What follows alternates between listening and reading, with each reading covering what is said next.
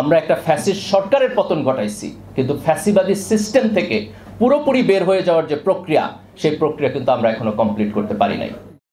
আজকে এটি অত্যন্ত ক্লিয়ার যে এই ফ্যাসিবাদ যারা তৈরি করেছিল তাদেরকে যদি আমরা একটি ন্যায় বিচারের মধ্য দিয়ে না নিতে পারি, তাদের জবাবদিহিতাকে যদি আমরা নিশ্চিত করতে না পারি, তাইলে পরে তারা আজকে গোপালগঞ্জে যা করেছে তারা সারা বাংলাদেশের এই আগামী দিনে গোপালগঞ্জ বানায় ফেলবে।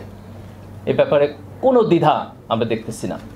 তাদের রাজনীতির মধ্যে আমরা কোনো অনুশোচনাতে দেখতেছি না, তাদের রাজনীতির মধ্যে আমরা কোনো রিকনসিলিয়েশনের প্রভাব দেখতেছি না। বরং আজকে এই দুঃখজনক ঘটনা আমাদেরকে খুব স্পষ্টভাবে দেখিয়ে দিচ্ছে যে আমাদের শত্রুরা যদি আবার কামব্যাক করে তাহলে তারা আমাদের গণতন্ত্রকে কোন জায়গায় নিয়ে যাবে। এবং এই ফ্যাসিবাদী শাসন যে শুধুমাত্র আওয়ামী লীগের একটা রাজনৈতিক প্রজেক্ট ছিল তা না, তার পাশাপাশি আমাদের সমাজের বিভিন্ন অংশ এটাকে সাপোর্ট করেছে। গণমাধ্যমের ভূমিকা অত্যন্ত লজ্জাজনক ছিল। এবং আজকে দেখেন আমি একটা পত্রিকার থেকে হেডিং পড়ে শোনাচ্ছি আপনাদেরকে। আমি কোন পত্রিকা বলতেছি না। তারা লিখছে যে গোপালগঞ্জে সমাবেশ শেষে এনসিপির নেতাকর্মীদের ঘিরে হামলা, 144 ধারা জারি।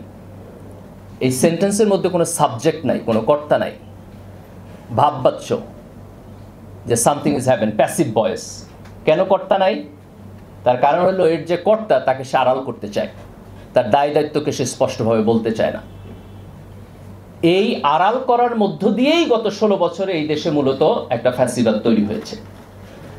তো ফ্যাসিস্টদের প্ল্যান তো ক্লিয়ার, তারা আমাদেরকে গণতন্ত্র দিবে না, তারা আমাদেরকে স্বাধীনতা দিবে না। আমি যদি আমার গণতন্ত্র এবং স্বাধীনতা চাই তাহলে তারা আমার গুলি করে মারবে, তারা আমার রাজনৈতিক প্রোগ্রামে আগুন জ্বালায় দিবে।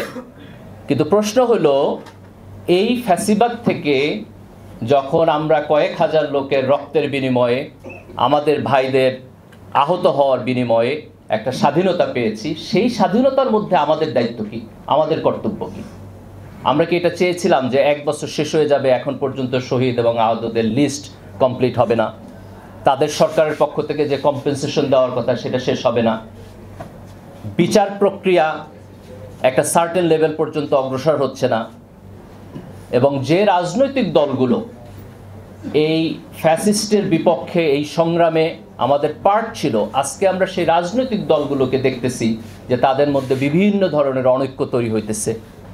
জাতীয় ঐক্যকে সামনে রেখে একসাথে এই সংস্কার প্রক্রিয়াটাকে আমরা পথ চলব, সেই জায়গাটাতেও আজকে আমরা ফাটল দেখতেছি।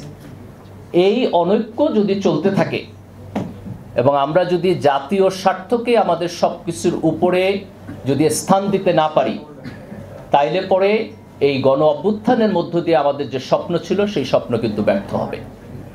আজকে জাতির প্রত্যেক রাজনৈতিক দলকে, রাজনৈতিক দলের যারা শীর্ষ নেতৃত্ব তাদেরকে, আজকে আমাদের সিভিল সোসাইটির লোকদেরকে, আমাদের গণমাধ্যমকে খুব স্পষ্টভাবে এটা বুঝতে হবে যে এই গণ অভ্যুত্থানের মধ্য দিয়ে আমরা একটা ফ্যাসিস্ট সরকারের পতন ঘটাইছি, কিন্তু ফ্যাসিবাদী সিস্টেম থেকে পুরোপুরি বের হয়ে যাওয়ার যে প্রক্রিয়া, সেই প্রক্রিয়া কিন্তু আমরা এখনো কমপ্লিট করতে পারি নাই। এই জায়গায় আমাদের ফোকাস থাকতে হবে, এই জায়গায় আমাদের ঐক্য থাকতে হবে। আজকে দেখেন জুলাইয়ের ঘোষণাপত্র আজকে পর্যন্ত হয় নাই। জুলাইয়ের ঘোষণাপত্রের ব্যাপারে খুব স্পষ্টভাবে ডেট দেওয়া ছিল, কিন্তু সরকার এখন পর্যন্ত সেই ডেটের মধ্যে এটা ঠিকঠাক মতো কতটুকু অগ্রসর হয়েছে সেই ইনফরমেশন আমাদের কাছে নাই। আজকে জুলাইয়ের ঘোষণাপত্র সংবিধানে যাবে কি যাবে না এইটা নিয়ে আমাদের রাজনৈতিক নেতৃবৃন্দ একমত হইতে পারতেছে না।